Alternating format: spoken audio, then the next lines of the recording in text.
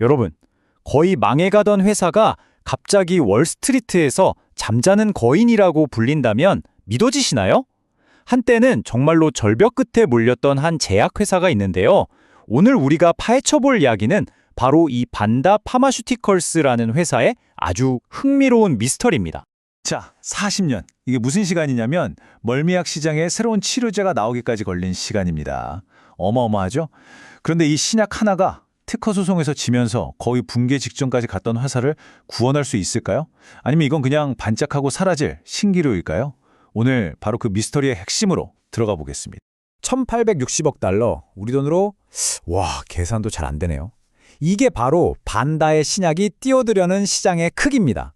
요즘 위고비 같은 약으로 정말 유명한 GLP-1 시장, 바로 그 시장이죠. 원래는 당뇨병 치료제였는데 체중 감량 효과가 알려지면서 폭발적으로 성장했잖아요. 판돈의 규모 자체가 상상을 초월합니다. 자, 그럼 오늘 어떤 순서로 이 흥미진진한 이야기를 풀어갈지 한번 볼까요? 먼저 반다가 던진 엄청난 승부수부터 시작해서요. 회사가 거의 무너질 뻔했던 위기, 그리고 그걸 뒤집은 기막힌 재기 기회까지 살펴볼 겁니다. 그 다음에 월스트리트의 반응은 어떤지, 그래서 결론은 뭔지 이렇게 쭉 따라가 보겠습니다. 네, 그럼 첫 번째 파트부터 시작해보죠. 반다의 수십억 달러짜리 승부수. 도대체 뭘 했길래 시장이 이렇게 다시 쳐다보게 된 걸까요?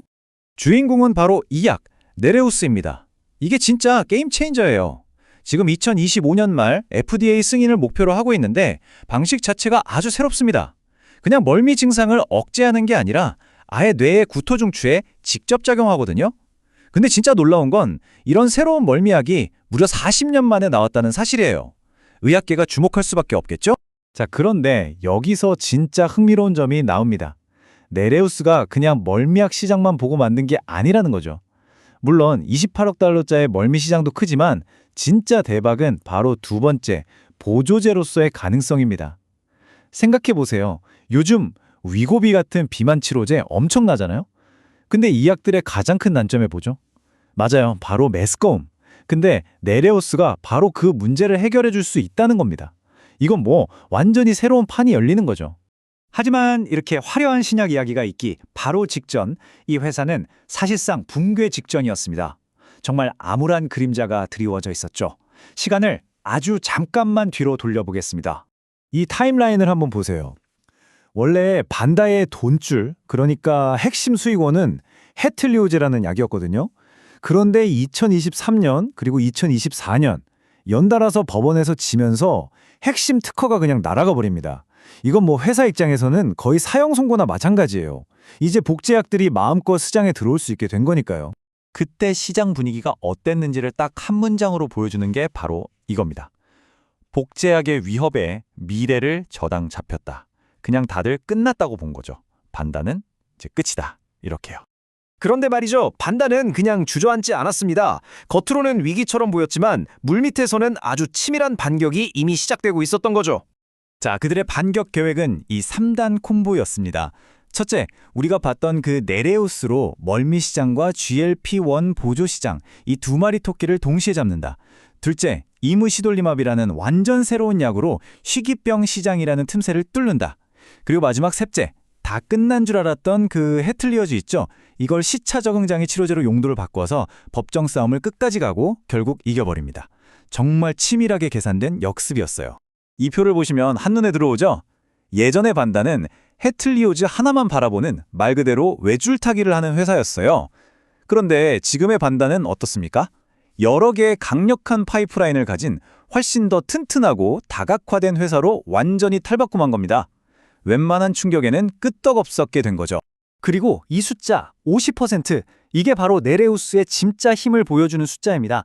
아까 말했던 비만 치료제 부작용, 그 메스꺼움과 구토를 절반이나 줄여준다는 임상 결과예요. 이게 그냥 좀 편해지겠네 수준이 아닙니다. 이 부작용 때문에 치료를 중간에 포기하는 사람이 엄청나게 많거든요. 그 사람들을 다시 붙잡을 수 있다는 뜻이에요. 어마어마한 거죠. 자, 이제 스토리는 다 나왔습니다. 정말 드라마틱한 반전이죠? 그럼 이제 진짜 중요한 거, 월스트리트는 이 변화를 어떻게 보고 있는지 실제 숫자를 한번 들여다보겠습니다. 보시는 것처럼 전문가들의 평가는 아주 좋습니다. 현재 주가보다 많게는 76%까지도 더 오를 수 있다고 보고 있어요. 종합 의견도 강력 매수고요. 한마디로 월스트리트가 반다의 이 새로운 스토리를 이제 믿어주기 시작했다. 이런 신호로 볼 수 있겠죠. 차트를 봐도 분위기가 좋습니다. 여기 아래 두 막대는 과거 50일, 200일 동안의 평균 주가인데 지금 현재 주가가 그 위로 훌쩍 올라와 있죠. 이건 뭐냐면 주가가 계속해서 자기 자신의 과거 기록을 깨면서 올라가고 있다는 뜻이에요.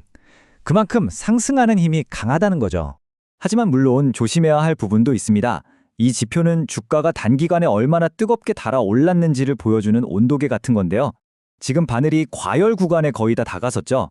이게 무슨 뜻이냐면 최근에 너무 급하게 올랐으니 잠시 쉬어갈 수도 있다는 신호로 해석할 수 있습니다. 자, 그럼 이제 모든 조각들을 다 맞춰봤습니다.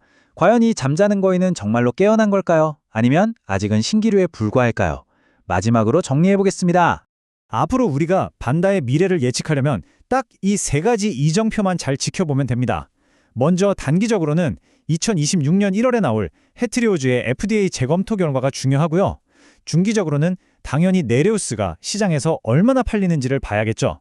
그리고 길게 봤을 때는 다른 신약들이 얼마나 꾸준히 성장해 주느냐가 관건입니다. 이 하나하나의 결과가 회사의 다음 챕터를 결정하게 될 겁니다. 결국 반다는 벼랑 끝에서 자신의 모든 패를 시장에 던졌습니다. 이제 선택은 시장의 몫이죠. 여러분은 이 반전 드라마의 다음 장이 어떻게 쓰일 거라고 보시나요? 반다 파마슈티컬스. 어쩌면 이 거대한 미스터리는 이제부터가 진짜 시작일지도 모르겠습니다.